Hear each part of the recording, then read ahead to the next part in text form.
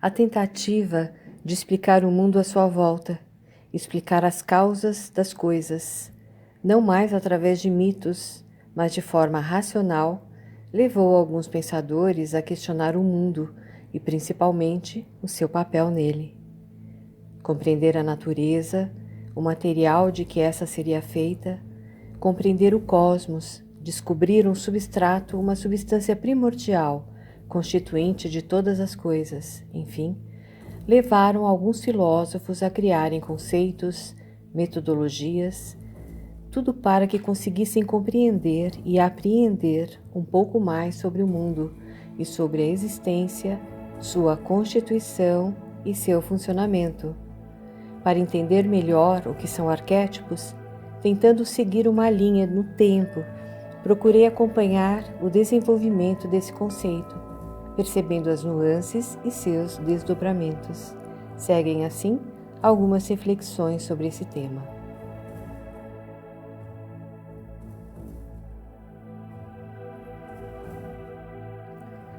Na era pré-socrática, a principal preocupação para os filósofos era investigar o mundo e compreender o seu funcionamento. Eles pensaram racionalmente assuntos como cosmologia e o universo. Queriam saber a causa das coisas. Esses filósofos naturalistas iniciaram uma investigação do mundo a partir do logos e não mais através dos mitos, sendo que a natureza passou a ser objeto de estudo daqueles pensadores que a chamavam de physis, sendo que o princípio de tudo era denominado de arquê. Arquê seria como um substrato primordial que compõe tudo, originando tudo que existe. Dentre os filósofos pré-socráticos, havia os que acreditavam que a explicação e o fundamento de tudo se dava a partir de um único elemento, como a água, por exemplo, que para Tales de Mileto era o elemento que dava sustentação à vida.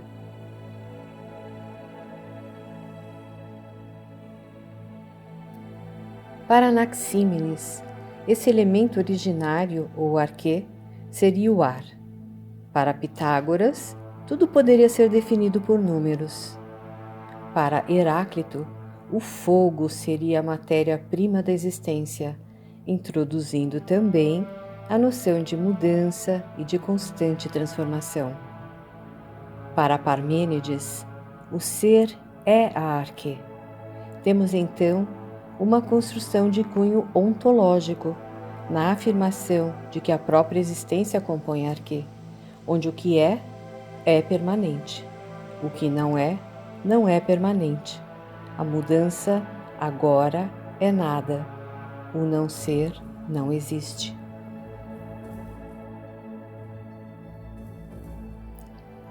Platão buscou em seus textos conciliar as teorias de Heráclito e Parmênides. Para Heráclito, a realidade é o movimento, onde tudo flui, tudo está em constante transformação. Já para Parmênides, a mudança das coisas é ilusória, é apenas aparente. Na verdade, tudo é estático. Platão introduziu a palavra arquétipo como sendo causas ontológicas e que existiriam a priori. Os arquétipos seriam entidades eternas e subsistentes que se encontram num plano superior ao dos sentidos, no mundo das ideias, sendo fixo e imutável, e por isso mesmo eterno. São os únicos reais e verdadeiros, porque contêm a essência da existência. Já no mundo manifesto, no mundo sensível, no mundo da matéria, tudo muda e se transforma. Nele, as coisas existem e podem deixar de existir. As aparências podem ser mudadas. Como não existe estabilidade no mundo sensível, ele é imperfeito.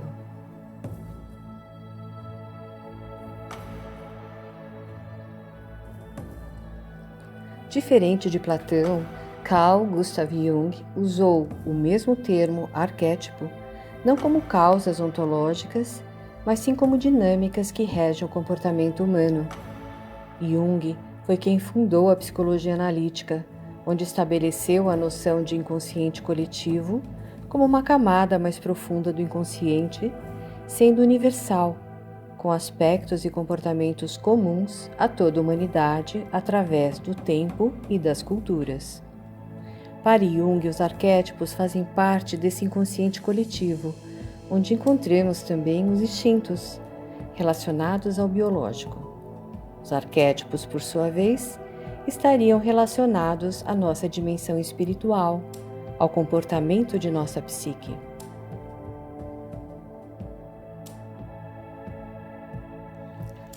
Voltando um pouco até Freud, vemos que na psicanálise freudiana, o conceito de inconsciente está relacionado a conteúdos reprimidos, esquecidos e que possuem uma natureza individual. Ao trabalhar esses conteúdos e os trazendo à consciência, o indivíduo passaria a ter uma vida mais satisfatória, sem tantos sintomas. Para Jung, haveria sim um inconsciente pessoal, mas além do material recalcado, existiriam representações de experiências individuais daquilo que o indivíduo viveu, sejam essas experiências positivas ou não, e que geraram traumas e frustrações que também poderiam causar sofrimentos e sintomas.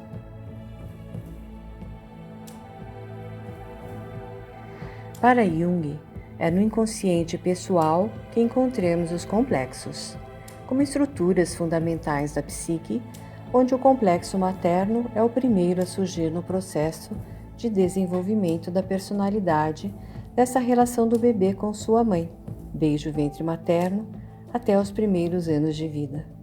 A partir daí, temos a formação do complexo de ego, como uma estrutura que permite a percepção do outro, ou seja, a criança se percebe como um ser separado do outro.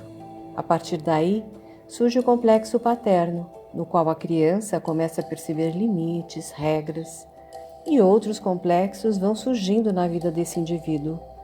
Os complexos serão construídos por esse indivíduo nas suas experiências de vida, a partir dos arquétipos. Para Jung, os arquétipos, estruturas temáticas universais e coletivas, presentes em todos nós, em todos os tempos e culturas, terão uma representação individual, sendo construídos pelo indivíduo. Assim, a partir do arquétipo da mãe, a pessoa constrói o complexo materno, como já foi dito.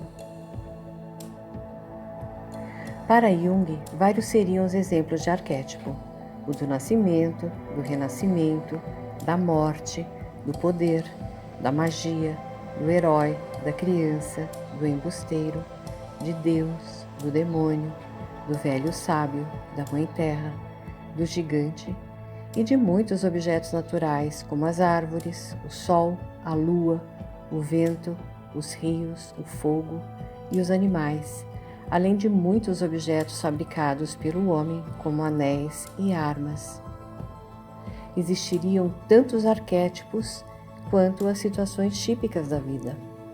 Mas é importante entendermos que o arquétipo, por sua própria natureza, não tem forma e, portanto, as imagens não são o arquétipo. Os arquétipos são princípios originais que não dependem do homem para existir. No entanto, são como estruturas vazias a serem preenchidas pelos pensamentos e pelas ações humanas. É quando, então, passam a ter um formato imagético ou uma forma manifesta. O arquétipo se transforma na imagem arquetípica, representada pelos símbolos, identificada pelo consciente humano e reconhecida pelo indivíduo, independente de épocas, etnias, regiões ou crenças. Baseando-se nos conceitos junguianos de arquétipo e na maneira como esses são comuns a todos os seres humanos, Margaret Mark e Carol Pearson desenvolveram 12 arquétipos no livro O Herói e o Fora da Lei. Esses ajudariam as diversas marcas a construírem junto ao público consumidor uma imagem, uma personalidade capaz de se conectar a um nível mais profundo com seus clientes. Cada arquétipo representaria algumas necessidades específicas. Esses arquétipos seriam o inocente, o sábio, o herói, o fora da lei, o explorador, o mago, a pessoa comum, o amante, o bobo, o cuidador, o criador e o governante. Para o xamanismo, um animal de poder é considerado um totem, ou arquétipo, onde estão representados forças e energias que atuam como verdadeiros guias e nos acompanham ou despertam para determinados aspectos de nossas vidas e em nossa jornada.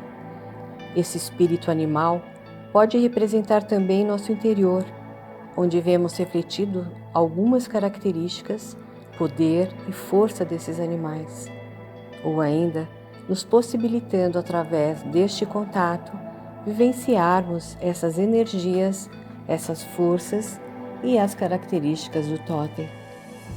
Esse encontro com esses animais de poder pode ser facilitado por algumas vivências, através de sons ou de qualquer outro meio que propicie essa conexão.